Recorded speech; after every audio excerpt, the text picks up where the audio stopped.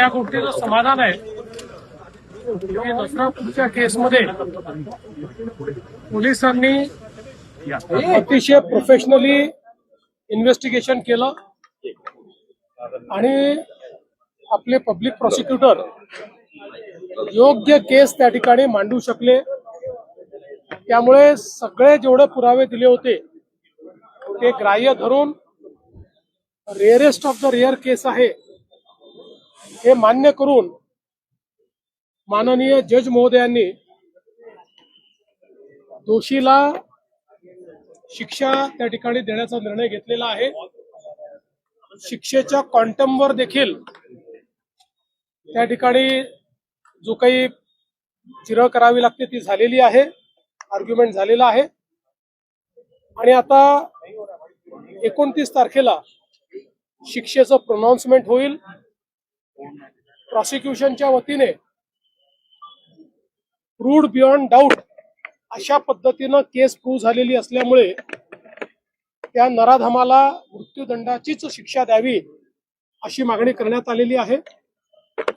आम्हाला पूर्ण विश्वास आहे की ही मागणी कोर्ट मान्य करेल, पण मी विशेष आभार माननीय न्यायालयाचे मानणार आहे, कारण एकदा चार्जशीट दाखल झाल्यानंतर केस किती काळात संपवायची हे न्यायालयाच्या हातामध्ये असतं आणि या प्रकरणी न्यायालयाने सुट्टीच्या काळातही ही केस चालवलेली आहे।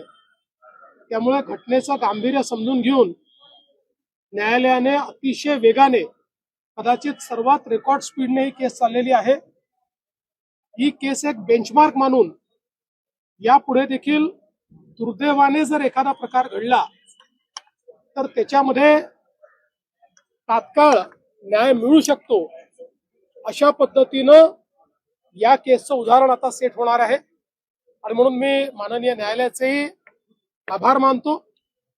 आता एकदा न्यायालयाने शिक्षेचा क्वांटम ठरवला की या संदर्भात मग सविस्तर अशा पद्धतीनं प्रतिक्रिया देता येईल। तर लोहगडावरचं जे प्रकरण पाहिलं की मुलींना होणाऱ्या नवऱ्याचं जे आहे ढकलून खून केला, समाजामध्ये अशा ज्या घटना वाढत आहेत, लग्नाला विरोध होत आहे किंवा प्रेम प्रकरण जे आहेत, काय नक्की आवाहन असणार आहे राज्याचे गृहमंत्री म्हणून अशा घटना सातत्याने होतात? अतिशय धक्कादायक अशा प्रकारची घटना आहे, अनाकलनीय अशा प्रकारची घटना आहे।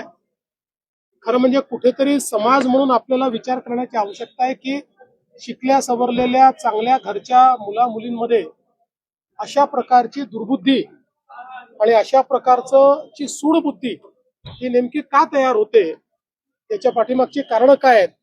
मला असं वाटतं की याला केवळ गुन्हेगारीचा अँगल नाही तर एक सामाजिक अँगल देखील आपल्याला त्याच्यामध्ये बघावा लागेल आणि समाजाची पण एक स्ट्रॉंग व्यवस्था उभी करावी लागेल की अशा पद्धतीची सूडबुद्धी या इतक्या तरुण वयातल्या मुलींमध्ये मुलांमध्ये तयार होऊ नये।